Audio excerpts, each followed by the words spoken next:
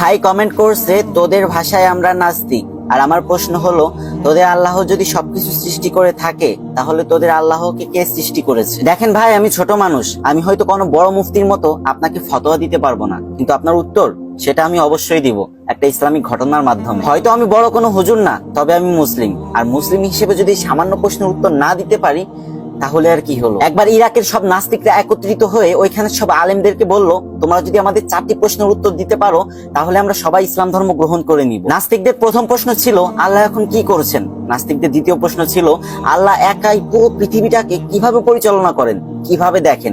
একা কি পৃথিবীকে পরিচালনা করা সম্ভব? নাস্তিকদের তৃতীয় প্রশ্ন ছিল, তোমাদের নবী মুহাম্মদ আকাশের কোন দরজা দিয়ে আল্লাহর সাথে সাক্ষাৎ করতে গিয়েছিলেন? নাস্তিকদের চতুর্থ প্রশ্ন ছিল, আল্লাহর আগে কে? আল্লাহ যদি সবকিছু সৃষ্টি করে থাকে তাহলে আল্লাহকে কে সৃষ্টি করেছে? কিন্তু এই 4টি প্রশ্নের কোনটির উত্তরই কোনো আলেম দিতে পারলো না। হঠাৎ সেই সভা অনুষ্ঠানের পিছনে ছোট্ট একটা ছেলে এসে দাঁড়ালো, যার বয়স মাত্র 13 বছর। সে সভা মঞ্চের সামনে এসে দাঁড়ালো আর বলল, আমি আপনাদের এই 4টি প্রশ্নের উত্তর দিব, আপনাদের মধ্যে আমাকে প্রশ্ন কে করবে? তখন সবাই চেয়ারে বসে থাকা একটি লোককে দেখিয়ে বলল, ইনি তোমাকে প্রশ্ন করবে। তখন সেই ছোট্ট ছেলেটি বলে উঠলো, যেহেতু প্রশ্ন আপনি করবেন আর উত্তর আমি দিব, তার মানে আপনি আমার ছাত্র, তাই আপনি আমাকে ওই চেয়ারে বসতে দিন আর আপনি নিচে এসে দাঁড়ান। এই কথা শুনে সবাই অবাক হয়ে গেল, কিন্তু তাও ছোট্ট ছেলেটির কথা সবাই মেনে নিল। তারপর প্রশ্ন উত্তর পর্ব শুরু হলো। নাস্তিক তখন তার প্রথম প্রশ্ন করলো, আল্লাহ তাআলা এখন কি করছেন? তখন ছোট্ট ছেলেটি উত্তর দিল, আল্লাহ তাআলা এই মুহূর্তে তোমার মতো বেকুবকে এই বড় চেয়ার থেকে নামিয়ে আমাকে এই বড় চেয়ারে বসিয়ে দিয়েছেন। সবাই খুবই অবাক হলো। নাস্তিক তার 2 নম্বর প্রশ্ন করলো, আল্লাহ তাআলা এই পুরো পৃথিবীটাকে একা কিভাবে দেখেন, একা কিভাবে পরিচালনা করেন,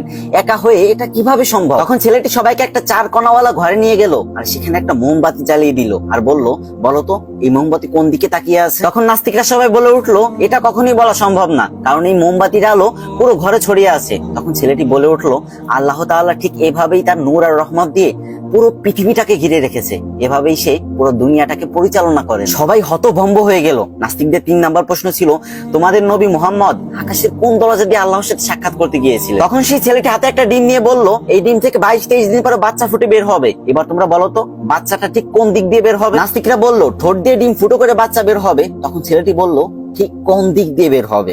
তখন নাস্তিকরা বলল, এর উত্তর আমাদের জানা। তখন ছেলেটি বলল, ঠিক তেমনি আল্লাহ তাআলা তার রাসূলকে, তার বন্ধুকে আকাশের কোন দরজা দিয়ে মিরাজে নেবেন এটা একান্ত আল্লাহ তাআলার ব্যক্তিগত কাজ, এটা তোমার আমার কাজ না, তোমার আমার জানার বিষয় না। নাস্তিকদের 4 নাম্বার প্রশ্ন ছিল, আল্লাহ তাআলার আগে কে? সবারই তো সৃষ্টিকর্তা আছে, তাহলে আল্লাহ তাআলাকে কে সৃষ্টি করেছে? তখন ছেলেটি উত্তর দিল, তোমাদের মধ্যে ভালো অঙ্ক কে করতে পারে? তখন একজন ব্যক্তি হাত তুললো। তখন ছেলেটি বলল, তুমি 1 থেকে গুনতে শুরু করো। আর লোকটি 1 থেকে গুনতে শুরু করলো, 1 2 3 4 5 6 7 8 9 10। তখন ছেলেটি বলল, এবার তুমি থামো, এবার তুমি 10 থেকে উল্টা গুনতে শুরু করো। তখন লোকটি 10 থেকে উল্টা গুনতে শুরু করলো, 10 9 8 7 6 5 4 3 2 1। তারপর লোকটি একা একাই থেমে গেল। তখন ছেলেটি বলল, তুমি থামলে কেন?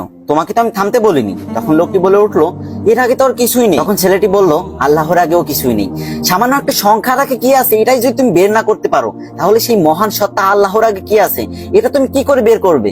ওই জ্ঞান আল্লাহ তাআলা তোমার মাথায় দেয়নি। আর সেই 13 বছরের ছোট্ট ছেলেটা আর কেউ না, ইমাম আবু হানিফা রাহমাতুল্লাহি আলাইহি। আর যে ভাই কমেন্ট করছেন, আশা করি আপনি আপনার উত্তর পেয়েছেন। আল্লাহ তাআলা আমাদেরকে এই সব উদ্ভট চিন্তা থেকে দূরে রেখে তার প্রতি সঠিক ঈমান আনার তৌফিক দান করুক। আর যে ভাইটা কমেন্ট করছে, আল্লাহ তাআলা তাকেও হিদায়াত দান করুক, আল্লাহকে চিনার তৌফিক দান করুক। সবাই একবার বলি আমিন।